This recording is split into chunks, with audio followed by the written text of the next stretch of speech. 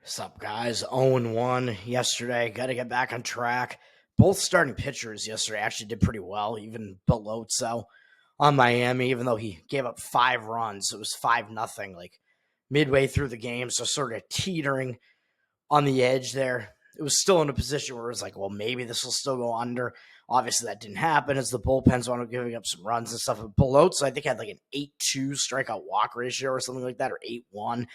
He didn't put that many men on base. It's just the majority of them scored and just not good. Cutter Crawford did pretty well as well, though I think he went pretty deep into his start and started tiring. What can you do? We move on to today. We have a big baseball card. I'm going to be on 3 plays here. I got a couple of plays. I don't know if I should be concerned about any of these. I looked at this card, and there are a lot of ways that I at least lean. A few plays that I definitely actually like here, even though the market looks like it might be against some of these. I have 2 sides that I think are kind of pitching mismatches. Then I also got a couple of, or 1 total, I guess. I'll just comment on a few of these other games real quick. I do lean to the under a little bit in White Sox, Cleveland. Cleveland's got Gavin Williams pitching. He's a pretty good, young arm of theirs, and he hasn't pitched yet this season. I don't know if that's just because they didn't want him in the rotation. He didn't do that badly last year. His ERA was in the 3s, although his whip was a little bit high. He had too many walks last year, but has decent strikeout ability and was in the rotation for quite a while last year. So he's finally back. Maybe he's been injured or something. Because I do think Cleveland has a couple of starters who are not as good as Williams, but he's going to be in there. White Sox, I think, are not totally familiar with him. And then Eric Fedde pitching for the White Sox is one of the actual good pitchers on the White Sox staff, having a good season. And his numbers against Cleveland are quite good historically as well. So I do lean to the under in that one. I'm just not going to quite get there with that one. That's one of the first ones that I'm leaving off of my card. I do kind of like that one. And then I was kind of looking at an under in Tampa, Kansas City as well. Both offenses not really that good. Kansas City, even though they were hot to start the season and their offense was doing some things, they do strike out too much and their offense is kind of faded a bit. I don't know if I trust Michael Wacha. That's really the main problem with that one. But Wacha does have good numbers historically against Tampa's hitters, but he is a bit older now, and his whip is kind of indicating that there's something a little bit wrong with him at this point. So I don't totally trust him. Pepio on the other side of that matchup is a pretty good pitcher, decent young pitcher, and Kansas City isn't very familiar with him. So that looks like potentially an under type of play there as well. And I think that's it. Detroit and Minnesota is a weird matchup between 2 young arms who don't really have that much experience in Cater Montero. I don't know how to pronounce his name for Detroit. I don't know anything about that guy. I haven't really looked at his scouting up against David Festa, who I took Minnesota with Festa when he made his Major League debut. And his start was a little bit iffy, man. Minnesota got away with it. Their offense is good. They still wound up winning the game because of all the other factors involved in that one. So that one I'm just going to stay off of, even though we have 2 young arms who I think are basically completely unfamiliar to the opposing hitters. I think it's a little bit questionable as far as how good those 2 pitchers are. I haven't really looked into Montero that much, but I think he made some bullpen appearances last season or something like that and made his first start ever this year, and it wasn't very good. Festa, his first start wasn't that good either, and maybe he was also kind of nervous coming into that. So I expect Festa to actually potentially be the better of those 2. So could possibly potentially look at maybe playing Minnesota as a side there as well, but they've kind of gone way up in price, up to minus 160. So I don't really want to do that either. And then actually Philadelphia and Chicago, the Cubs, that looks like an under as well with 2 really good pitchers, but I think it's no secret how good those pitchers are. So I don't think you're getting that much value on an under there. You're having to play it under 7.5, which is still the way I would go there. That's Zach Wheeler against Shota Imanaga. And then you got to look at what happened with the relief staffs yesterday. And Philadelphia did use a decent amount of their relievers yesterday, but still, those are 2 good pitchers. And basically the ace on each staff is pitching in that game. No offense to Ranger Suarez. I don't know, maybe Suarez could be considered the ace, but Zach Wheeler is right behind him. I think Wheeler has decent numbers against Chicago as well. And Imanaga, I don't think has ever been seen before by the Phillies because he is, of course, a rookie, and he is one of the better rookies in baseball. So I do like leaning to the under in that one as well. I just think there's not as much of a mystery there in that one. Going to my actual plays. Pittsburgh Pirates are going to be the first play that I have. That's a side. It does look like Pittsburgh, even though they're a little bit public, it does look like they're also getting some of the money. They're up from minus 120 to minus 123. I still found it at minus 120. If it gets to be a little bit more than that, I would say you might want to like start looking like splitting like run line and money line on that one maybe, or finding maybe a different way to play that one. I don't know, but I am going full game on this one because I do like the starting pitching matchup, but I also think Pittsburgh overall, I just do think that they have the edge with the situation. I think like both bullpens aren't really that good, and I think St. Louis's might actually be a little bit worse and might be in the worst spot here after yesterday's game. And hitting wise, I'm not convinced that St. Louis is the better team either. So I am just going to go full game on that one. But yeah, so Pittsburgh is up from minus 120 to minus 123. They do have 70% of the tickets, but 94% of the cash. So even though they are public, it does look like more of the cash is coming in on them as well. And this is baseball. So baseball, you can find public sides that are still actually potentially the right side more often than kind of in other sports where there's more of an influx of betting. You don't get as many recreational bettors just in general playing baseball, though probably more so this time of year where baseball is really the only thing that you have to bet, except WNBA. Oh, and I guess Wimbledon is on right now, and there are a few other things, but whatever. So Pittsburgh, yeah, I'm going to lay the minus 120 money line on this one. Like I said, if it gets a little bit higher, you could go maybe starting to split run line and money line. Pittsburgh lost yesterday. I think this makes it a good spot for Pittsburgh as well, which is also kind of why I want to go full game here because Pittsburgh returned home from a road trip. It wasn't a long road trip. It only took them to Cincinnati and Atlanta, but still they return home from a road trip, and that does tend to be a distracted spot. And they may have been in a letdown spot because they finally took a game against the very good Atlanta Braves. So Pittsburgh wasn't exactly in the best spot in yesterday's game. They lost to the Cardinals. That puts them in kind of a bounce back spot here, man. When you have a bad game in your first game back from a road trip and you like kind of fall into that distraction spot, you tend to play a better game and bounce back in the next game. So I'm looking for that to happen as well. I also should mention Pittsburgh actually has the worst record of the two. They're 4 games below 500 basically, where St. Louis is 4 games above 500. So Pittsburgh could actually be the more motivated team here after also dropping that first game of the series. Pittsburgh kind of needs it more as they're falling behind in the standings. So I do like that too. And the recreational bettors might in a way come in and say, well, wait a minute, why is Pittsburgh favored here if they lost yesterday? Even though they are at home, they lost yesterday. They have the worst record. I don't know if the recreational bettors are on to Jared Jones yet because he is the starting pitcher in this. So I don't know if they're on to how good he really is yet. So there might be some additional, like we might be getting some value in Pittsburgh still just because of the records and the recreational bettors maybe not totally being onto it yet, and because of the result yesterday. So all of that coming into play. Pittsburgh, like I said, they did lose yesterday. They tried to make the comeback in yesterday's game, fell short. Cardinals used more of their relievers yesterday. They used 4 relief pitchers, including their closer and a couple of their better back-end relief men, including Romero. So they used a lot of their better relievers yesterday, and Pittsburgh didn't quite as much because they were just losing the whole game. So they used Ortiz to kind of eat some innings. So I do think that the bullpen advantage kind of goes to Pittsburgh here after yesterday's game. St. Louis, I don't think they have a great bullpen anyway, but they used like some of their better relievers to finish off Pittsburgh yesterday and get the save. So I think all signs are pointing to Pittsburgh here. So I like the full game, like I said. And then starting pitching matchup, Miles Mikolas is pitching for St. Louis. Miles Mikolas.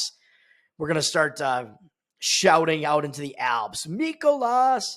He is not having a great season, 5.32 ERA. He's kind of a junk pitcher. He's getting up there in age, 35 years old. 1.25 whip isn't that good either. It's not horrible, but he's putting too many men on base. He's not really fooling guys with 68 strikeouts and 94 and 2/3 innings pitched and allowed 100 hits. So he is allowing too many hits. He's been too hittable. Only 18 walks isn't bad, so he hasn't been totally wild, but he's not coming in striking out a ton of guys. He's allowing too many hits, and he's been stumbling recently. He hasn't done that great in this month, even though he does have an 18-4 strikeout walk ratio. Again, it's just mostly that looks good just because of the low walk rate. His strikeout rate isn't very high. That's in 29 2/3. He's coming off a bad start at home against Cincinnati, where he only struck out 1, and he gave up 9 earned runs and 12 hits and 4 1/3, which you might say, well, that means he's going to bounce back. maybe, but the other way to look at it is that, well, maybe he's just struggling, and that's kind of a red flag. Like some of the things that we see on that line there with the one strikeout and giving up that many hits, something appears to be wrong here, man. So I don't like that. And he did just face Pittsburgh on June 11th.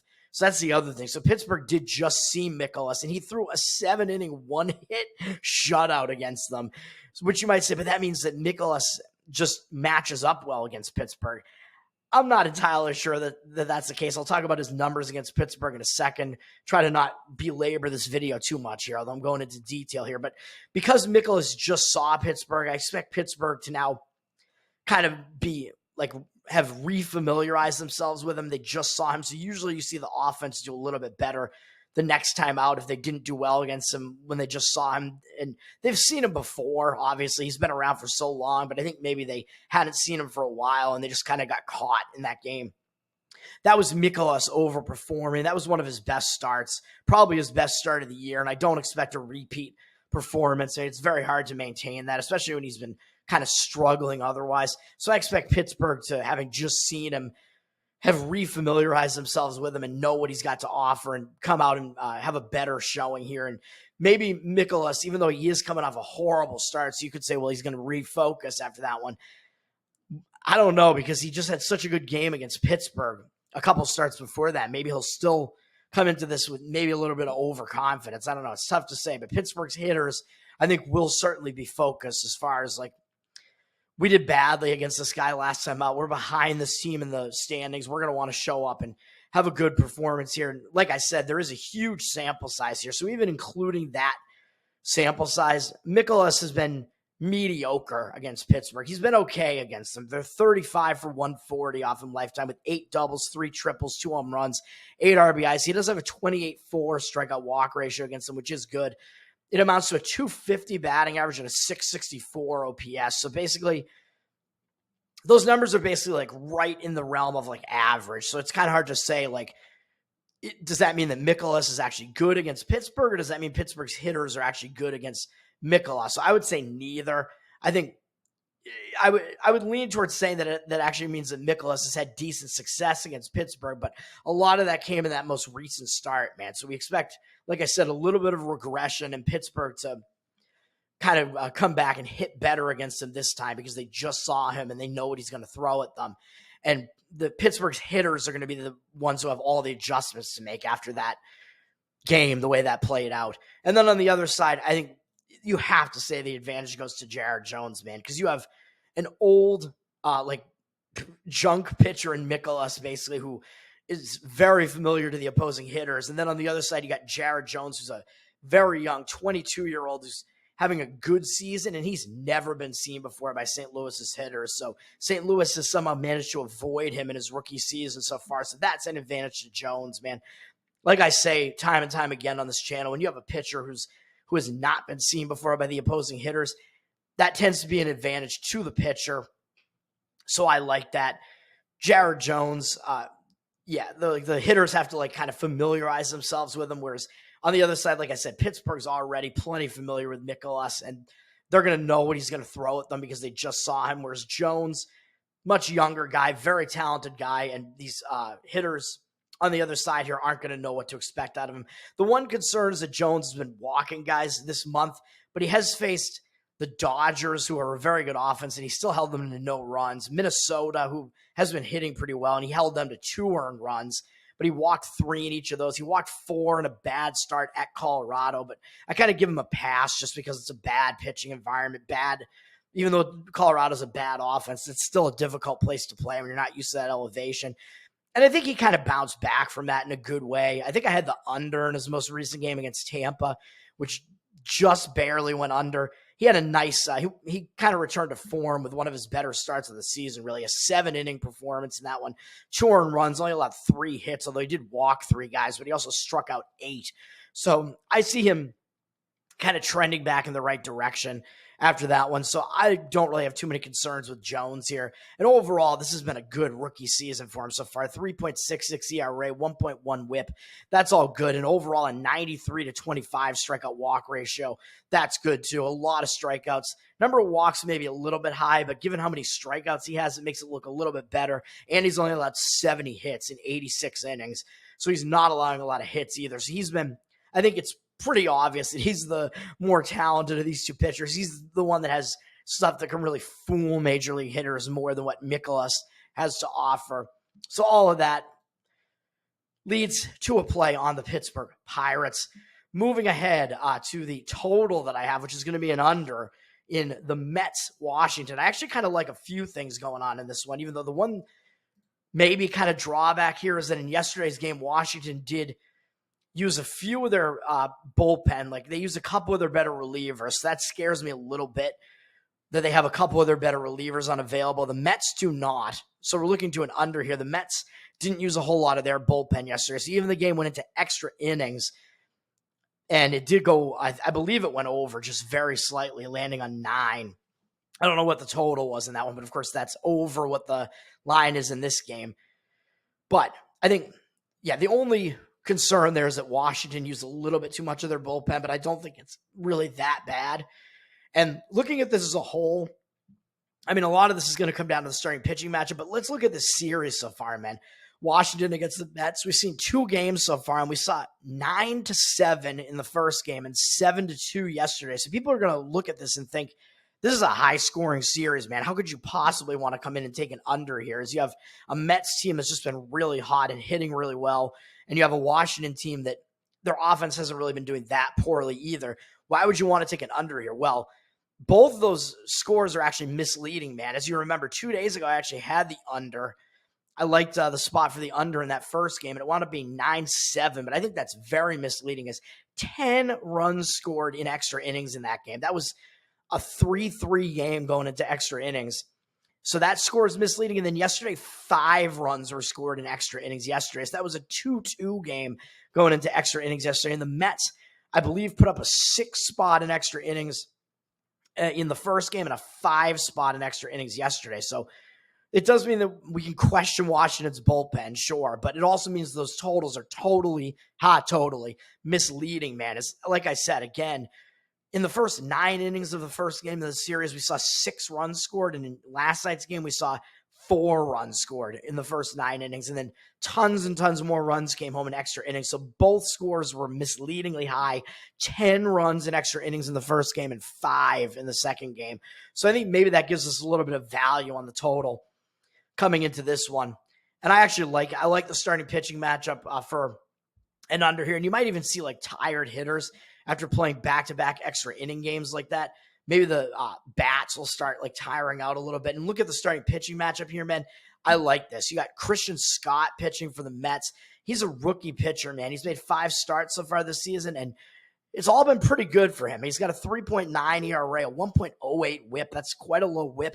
25 to 6 strikeout walk ratio and 27 2/3. So he's been doing well, man. That's a good strikeout walk ratio, not walking a lot of guys at all. Very good control, actually. And the number of strikeouts, decently high. So it shows you that he's fooling guys.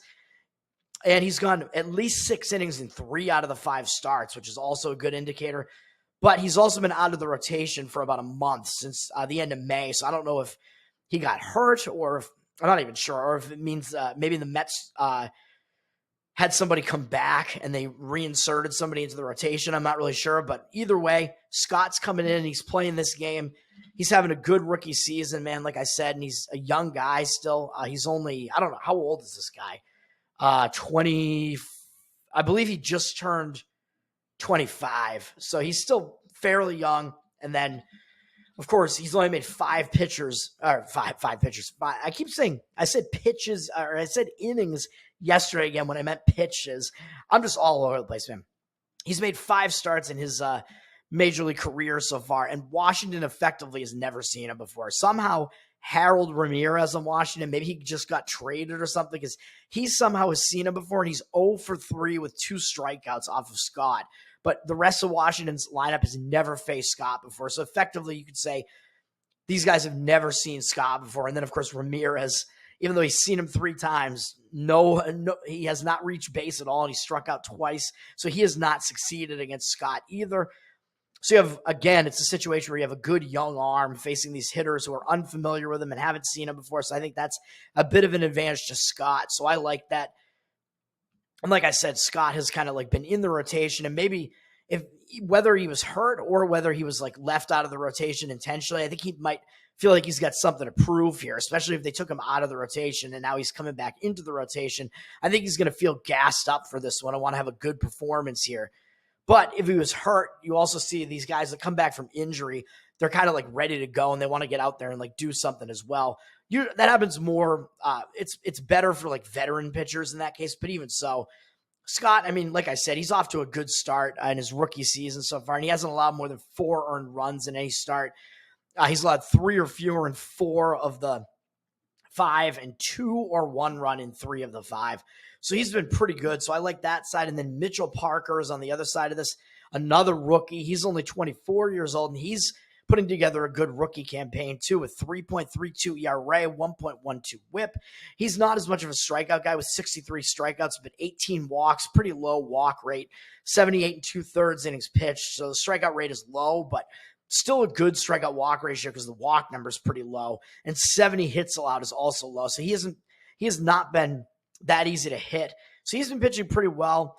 And again, kind of like with Scott, like we also see consistency out of him where he's only allowed 4 earned runs once in any start. And that was a start in high elevation, man, in Colorado, tough place to play. And he only allowed 4 runs in that one. Actually had a decent start going 6 innings. And other than that, he's allowed 3 or fewer in all of his other starts. So Parker has been pretty consistent. He's been limiting the damage, and you kind of know what you're going to get out of him. Like you're basically going to get somewhere in the vicinity of like 5 2/3, maybe 6 innings out of his starts. And then probably he's going to allow like somewhere in the vicinity of 2 to 3 earned runs. So you can kind of judge what he's going to give you. Pretty consistent. And then of course the Mets also have never seen him before. Well, not of course, because they're in the same division, and Parker has a decent amount of starts now, excuse me, under his belt, but the Mets have never seen him before. So you basically have 2 young arms here who are putting together good rookie seasons, and neither offense has seen those opposing pitchers yet. So that could be an advantage to both starting pitchers here with these offenses,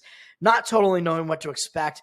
Looking at the market here, kind of conflicting indicators, 52% of the tickets on the over, but 51% of the cash on the over. So it looks like almost evenly split, but maybe a slight tendency of recreational bettors, I guess, kind of to go towards the over here because they know the Mets can hit. So I'm kind of surprised it's not actually more heavy on the over in this one, but a little bit less of the cash. But then we do also see the number looks like it's moved down or moved up actually from 8.5 juice to the over at -115 up to 8.5 juice to the over at -120. So that seems a little weird that the number might be moving up a little bit on the total. We'll see.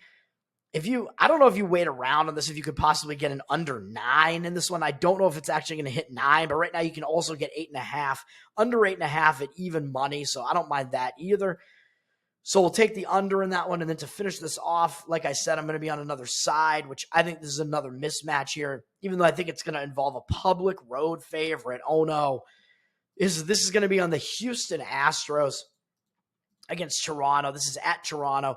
Toronto won the first game of the series, but I think Houston was kind of in a bad spot, I think, in that one, because I think Toronto had the day off coming into this series, and Houston did not, I believe. Is that right? Let me see. No, Toronto did not have the day off. They had gotten crushed.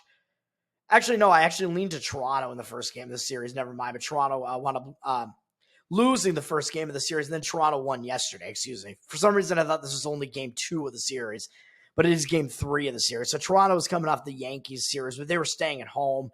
They lost the first game. They played better in yesterday's game. So Toronto won yesterday, but it was kind of a pitching mismatch, really, man, with Barrios up against Arrighetti, the young arm for Houston. Arrighetti has just been really struggling so far. It hasn't been good for Arrighetti. Blue Jays had Barrios, the veteran pitcher, on the mound. He didn't have a very good start, but he still wound up getting a win in the game. And then Toronto actually used a couple of their better relievers yesterday too, so to hold off Houston in the game. Toronto's bullpen, I don't think is that great really, but they used a couple of their better relievers, whereas Houston didn't really use their better relievers. They used like some kind of innings eaters yesterday after Arrighetti only made it 4 innings. Houston just brought out a couple of guys to finish the game, 2 innings each. So I think Houston saved like all their better relievers. So I think Houston's bullpen's in better shape here. And I think their bullpen actually is the better bullpen. They have some good arms in this bullpen that were struggling early in the season, but they're kind of coming around now, like kind of shaping up and coming into form now. So I actually think Houston has the slight bullpen advantage here. Toronto's bullpen usage is a little bit worse after yesterday's game. And Houston, I think, just has the slightly better bullpen as well. I don't think Toronto's is very good. So that's one check mark in favor of Houston. I actually think Houston's offense might be a little bit better than Toronto's too, even though I think these offenses are both good. They both have good hitters, but Toronto's offense has just kind of been inexplicably struggling most of the season, and they're not playing well, whereas Houston, although they have started playing a little bit better. Although Houston's offense struggled early in the season, maybe they were getting used to their new manager or whatever. Houston does have some very good hitters on their team too, and they have been starting to play a lot better. And Houston's been starting to turn it around and like start competing in that division, whereas Toronto has kind of been lagging behind a little bit. So does that worry us a little bit? Because does that mean that we're playing on the team that everybody kind of knows is the better team now? Houston above 500, favored on the road against a below 500 Toronto team. Yeah, that's true, but I just think this is kind of a mismatch here, man. And Houston, having lost yesterday, might kind of be in bounce back mode here as well. I just think the matchup is conducive to it. And like I said, I think the bullpen and the hitting actually kind of goes to the Houston side too, but the starting pitching, I think, is also a mismatch in favor of Houston, and that's where I think we get most of this. But I think we can go full game on it for those other reasons that I said yesterday. No, that I said a few seconds ago. And I think, like I said, it's a little bit of a situational edge, I think, for Houston as well. So I think it makes sense to go full game on this one as well, even though, yes, it does mean we're taking a public road team here. But looking at the market here, Houston, they're actually down. We have conflicting indicators here because they're down from minus 117 to minus 108. So that does worry me a little bit. You can lay minus 110 on them. It looks like right now is actually the best you can get on them. So you're basically playing them essentially just to win the game, like almost like kind of a straight up, like pick the winner basically. So even though the line has moved down a little bit in Houston, and they have 89% of the tickets, which does worry me. They're a public road team, but they also have 99% of the cash. It looks like whenever you see 99%, I don't think you on pregame here, I don't think you can really say that that's an accurate number, but I think maybe we can at least say that there is a lot of cash coming in on Houston. So even though the line looks like it's moved down a little bit, the way that I read this page here, the screen here also is kind of telling me that Houston is public and actually has some of the money coming in on their side as well. So that's the way I read this right now. And I do think Houston has a significant edge in the starting pitching matchup. They got Ronel Blanco, Mr. Pine Tar. I hope I'm getting that right. I mentioned that the last time he started. Excuse me. I think I might have lost on that game. I can't remember, but I hope I'm right that was him because I don't want to smear him the way he smeared Pine Tar all over his hand. Ronel Blanco, though, his numbers this season are good, man. 2.49 ERA, 1.01 whip. He's got 84 strikeouts. 37 walks is a bit concerning, though. A lot of walks, so he's been wild. In 90 and a third innings pitched, so his strikeout rate isn't quite as high as you'd want to see either for a guy that is this wild. Usually when you see a guy who's that wild, they come out and they strike out a lot of guys. His strikeout rate is just okay, but he still has been tough to hit. Only 54 hits allowed, although 13 of them have been home runs. So with him, it's almost like do or die. But for him, it's mostly been do, as he really has not allowed much, man. He's allowed 4 earned runs in one start against St. Louis, or no, 2 starts, back-to-back, Minnesota and St. Louis. And in all of his other starts, he's allowed 3 or fewer. He allowed 3 in 2 of his starts, and one was the most recent one against the Mets, where I think that was the one where I failed, although he pitched like mediocre kind of in that one. But all of his other starts besides those 4, he's allowed 2 or fewer earned runs. So that's 11 out of 15 of his starts. He's allowed 2 or fewer earned runs. So that's all good. Like I said, he's been really tough to hit, and maybe he's even in bounce back mode here because he's coming off a bad start against the Mets. So maybe he'll turn it around here. And against the Blue Jays, he's got good numbers, man. The Blue Jays, we have a little bit of a sample size here. The one thing maybe that concerns me is that he faced the Blue Jays in his first start this season. He had a complete game. He threw a no-hitter against him. He had a complete game shutout. I was going to say complete game shutout. It was a no-hitter that he threw against Toronto in that one. So does that mean that Toronto's going to be mad and want to bounce back against him? I don't know. Does that mean that he's going to take Toronto lightly? I'm not sure because Toronto hasn't seen him since then. So I don't know. And maybe in this one, maybe it just means the matchup is good. And looking at the sample size here, Toronto is 2 for 34 off him. But of course, that does include that no-hit performance. But still, they're 2 for 34 off him.